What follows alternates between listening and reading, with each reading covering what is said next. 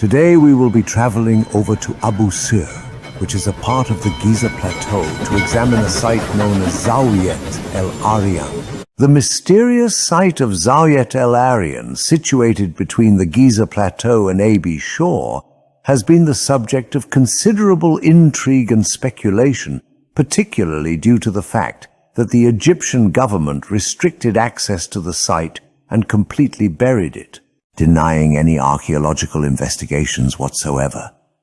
The only information available regarding the site comes from Egyptologist Alessandro Barsanti, who investigated the site in the early 20th century before access to the site was completely restricted.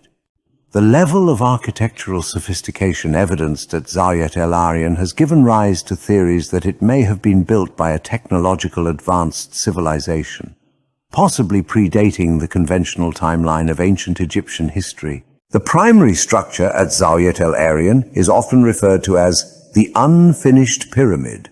It consists of a base measuring 650 feet on each side, with a deep T-shaped center shaft cut into the bedrock.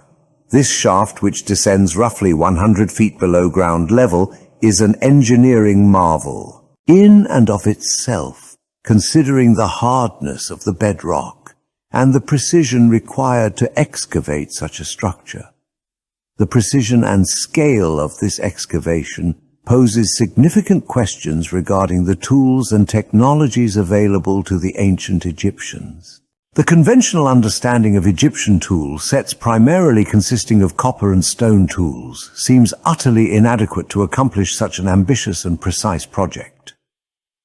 Theories suggesting that Zawyet El Aryan was built by an advanced civilization are fueled by several factors. Firstly, the precision of the excavation work is extraordinary, with the shaft walls being almost perfectly vertical and smooth. This level of precision suggests the use of advanced surveying equipment and cutting tools, possibly hinting at a level of sophistication not acknowledged in ancient Egyptian history.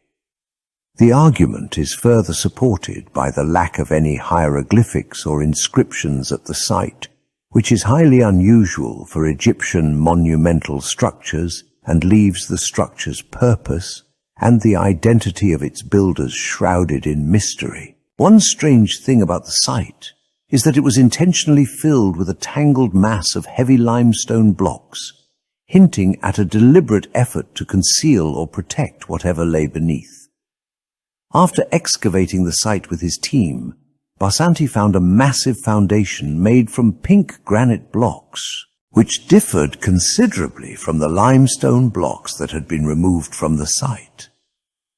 One of these blocks was enormous, weighing in at roughly 30 tons.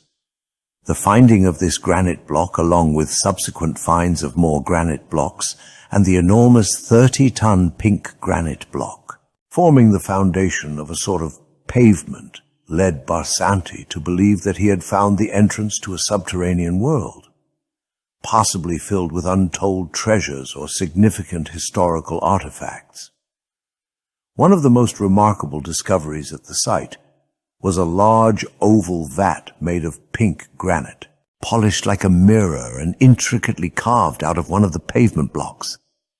The vat's protection, consisting of a layer of lime and a thick bed of well-spread clay, suggested it held great importance, possibly containing something of value or significance.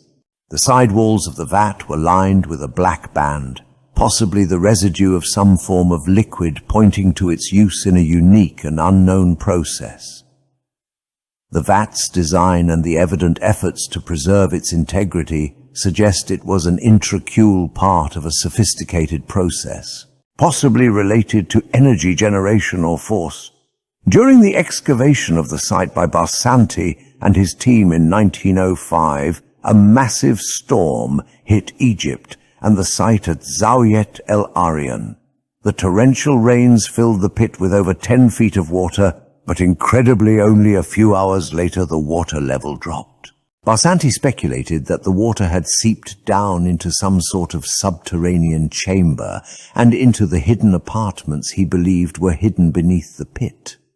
Between the weight of the blocks, the cement-like mortar, and the interlocking patterns, the work was by far the most difficult his team had ever undertaken. But to Barsanti, this only proved his point. Surely, whomever had constructed the site had gone to such great lengths to make the blocks of the floor immobile, because they were meant to conceal a hiding place, something extremely important.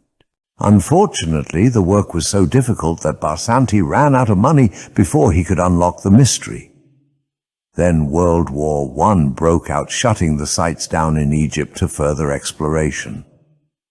In 1917, Barsanti unexpectedly died at the age of only 59. But rather than continuing Barsanti's work, Egyptologists simply forgot about the site, leaving the mystery of what lay beneath it unsolved.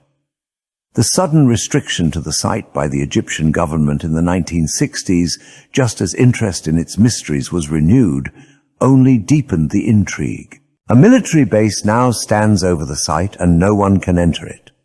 While definitive proof remains elusive, the architectural complexities and unexplained features of the site, coupled with its proximity to the Great Pyramid, suggest that it may be a part of an advanced system of energy generation. The site clearly displays construction similarities to both the Giza pyramids as well as the Valley Temple of Khafre, and the recently discovered myriad of underground passages may well be interconnected and are all part of a much larger system created by peoples of unknown origin in the past. And quite possibly these people existed long before the onset of the Great Flood. Heartfelt thanks goes out to all of you for traveling along with us on this tale of mystery and discovery. Please be sure to like and subscribe and hit the notification bell. This helps us a great deal. This is Professor Poppycock, signing off.